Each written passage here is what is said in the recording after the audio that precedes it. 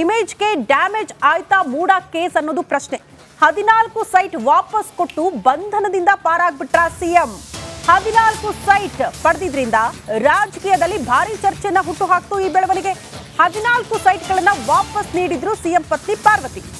ಪತಿ ಮೇಲೆ ಬಂದ ಕಳಂಕದಿಂದ ಬಿಡಿಸಿಕೊಳ್ಳುವಂತಹ ನಿರ್ಧಾರಕ್ಕೆ ಪಾರ್ವತಿಯವರು ಬಂದಿದ್ದಾರೆ. ಸೈಟ್ ವಾಪಸ್ ನೀಡಿದ್ರಿಂದ ಸ್ವಲ್ಪ ನಿಟ್ಟುಸಿರು ಬಿಟ್ಟಿದ್ದಾರೆ ಸಿಎಂ ಸಿದ್ದರಾಮಯ್ಯ ಅಂತ ಹೇಳಲಾಗ್ತಾ ಇದೆ.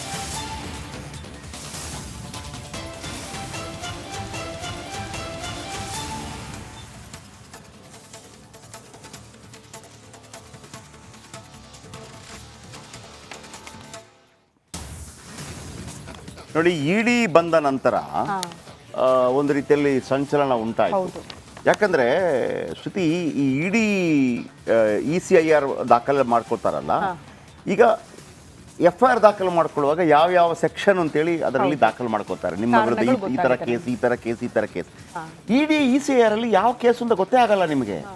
ಆಮೇಲೆ ಈ ನೋಡಿ, ಈಗ ಮೂಡ ಹಗರಣದಲ್ಲಿ ಅದು ಸಿದ್ದರಾಮಯ್ಯನವರ ಕೇಸ್ ಮೇಲೆನಾ ಅಥವಾ ಇಡೀ ಮೂಡ ಹಗರಣ ಇದೆ. ಈಗ CM ಸಿದ್ದರಾಮಯ್ಯನವರ ಪತ್ನಿ 14 ಸೈಟ್ ಕೊಟ್ರಲ್ಲ, CM ಸಿದ್ದರಾಮಯ್ಯ ಬಚಾವು ಅಥವಾ ಬಂಧನ ಆಗುದಿಲ್ಲ ಬೇರೆ ವಿಚಾರ.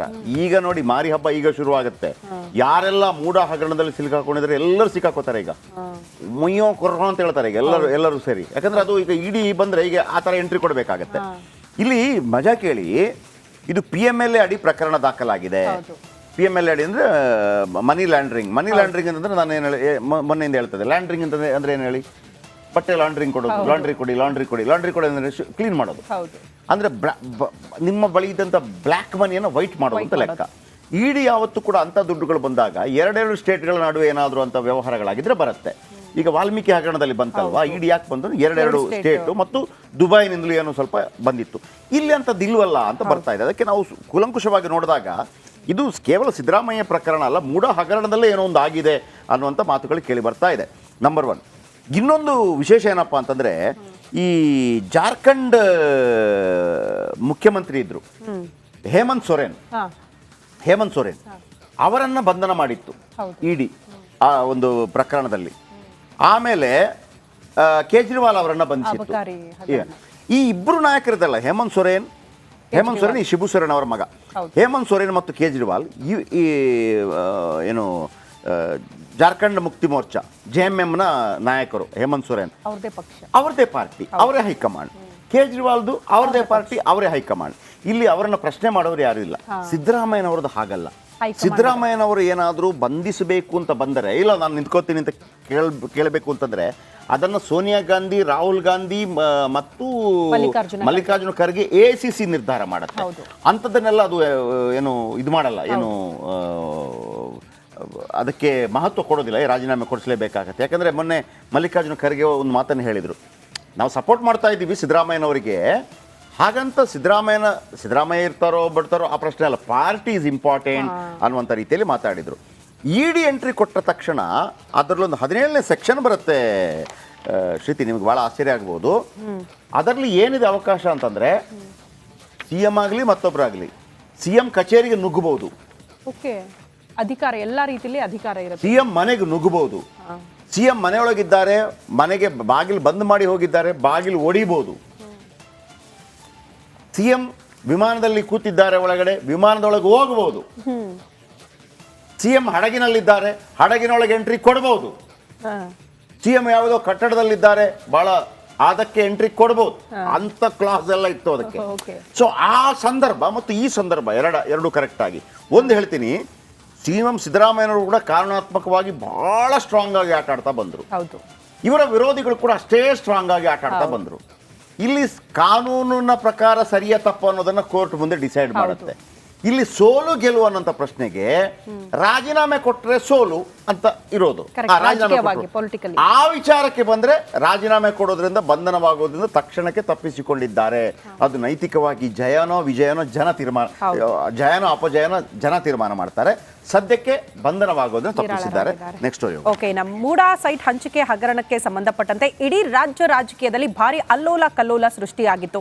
CM ಸೀಟ್ಗೆ ಅಲುಗಾಟ ಮಾಡುವಂತಹ ಸನ್ನಿವೇಶ ಕೂಡ ಬಂದ್ವದ್ಗಿತ್ತು. ಇಂಥ ಹೊತ್ತಲ್ಲಿ ಕೇಸ್ಗೆ ಬೇಕ್ ಟ್ವಿಸ್ಟ್ ಸಿಕ್ಕಿದೆ. ಅದೇನು ಆ ಕುರಿತ ರಿಪೋರ್ಟ್ ಇಲ್ಲಿದೆ ನೋಡಿ.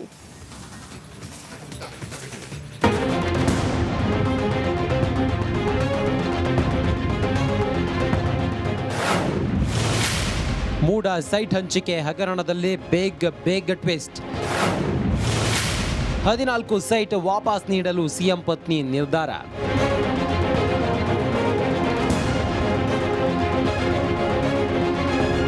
ಮೂಡ ಸೈಟ್ ಹಂಚಿಕೆ ಹಗರಣ ಇಡೀ ರಾಜ್ಯ ರಾಜಕಾರಣವನ್ನು ಅಲುಗಾಡಿಸುವಂತೆ ಮಾಡಿತ್ತು.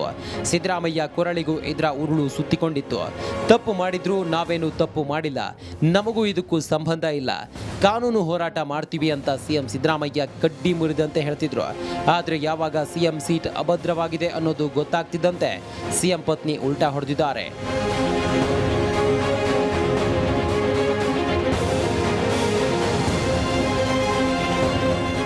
ಹಗರಣದಲ್ಲಿ ಸ್ಫೋಟಕ ಬೆಳವಣಿಗೆ ಕಂಡು ಬಂದಿದ್ದು, ಮೂಡ ಸೈಟ್ ವಾಪಸ್ ನೀಡಲು ಸಿದ್ದರಾಮಯ್ಯ ಪತ್ನಿ ಪಾರ್ವತಿ ನಿರ್ಧರಿಸಿದ್ದಾರೆ. ಇಡಿ ಎಂಟ್ರಿ ಬೆನ್ನಲ್ಲೇ ಮೂಡ ಸೈಟ್ ವಾಪಸ್ ನೀಡುವುದಾಗಿ ಮೂಡ ಆಯುಕ್ತರಿಗೆ ಸಿಎಂ ಪತ್ನಿ ಪಾರ್ವತಿ ಪತ್ರ ಬರೆದಿದ್ದಾರೆ. ಇವರಿಗೆ ಆಯುಕ್ತರು ಮೈಸೂರು ನಗರಾಭಿವೃದ್ಧಿ ಪ್ರಾಧಿಕಾರ, ಝಾನ್ಸಿ ಲಕ್ಷ್ಮೀಬಾಯಿ ರಸ್ತೆ, ಮೈಸೂರು, ಕರ್ನಾಟಕ 570005 ಇಂದ ಶ್ರೀಮತಿ ಪಾರ್ವತಿ, ವೈಫ್ ಆಫ್ ಶ್ರೀ ಸಿದ್ದರಾಮಯ್ಯ, ಕಾವೇರಿ ನಿವಾಸ, ಕುಮಾರ ಕೃಪಾ ರಸ್ತೆ, ಬೆಂಗಳೂರು.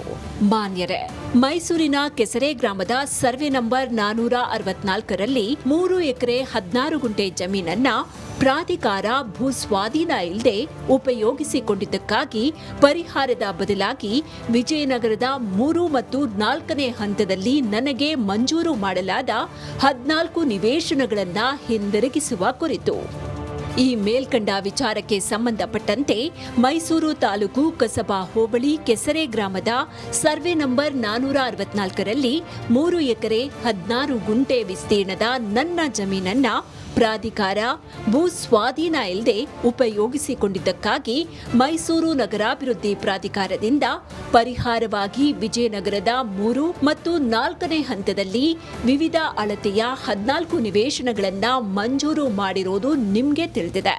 ಮುಂದುವರೆದು ಮೈಸೂರು ನಗರಾಭಿವೃದ್ಧಿ ಪ್ರಾಧಿಕಾರದಿಂದ ನನ್ನ ಪರವಾಗಿ ಕಾರ್ಯಗತಗೊಳಿಸಿದ 14 ನಿವೇಶನಗಳ ಕ್ರಯ ಪತ್ರಗಳನ್ನು ರದ್ದುಗೊಳಿಸುವ ಮೂಲಕ ನಾನು ಪರಿಹಾರದ ನಿವೇಶನಗಳನ್ನು ಒಪ್ಪಿಸೋದಕ್ಕೆ ಮತ್ತು ಹಿಂದಿರುಗಿಸೋದಕ್ಕೆ ಬಯಸ್ತೇನೆ. ನಿವೇಶನಗಳ ಸ್ವಾಧೀನವನ್ನ ಕೂಡ ಮೈಸೂರು ನಗರಾಭಿವೃದ್ಧಿ ಪ್ರಾಧಿಕಾರಕ್ಕೆ ಮರಳಿ ಹಸ್ತಾಂತರಿಸ್ತಾ ಇದ್ದೀನಿ. ದಯವಿಟ್ಟು ಈ ನಿಟ್ಟಿನಲ್ಲಿ ಆದಷ್ಟು ಬೇಗ ಅಗತ್ಯ ಕ್ರಮಗಳನ್ನ ಕೈಗೊಳ್ಳಿ.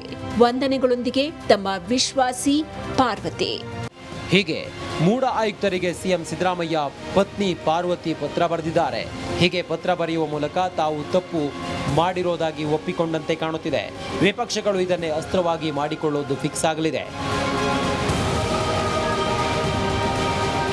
Bureau report, republic Kannada.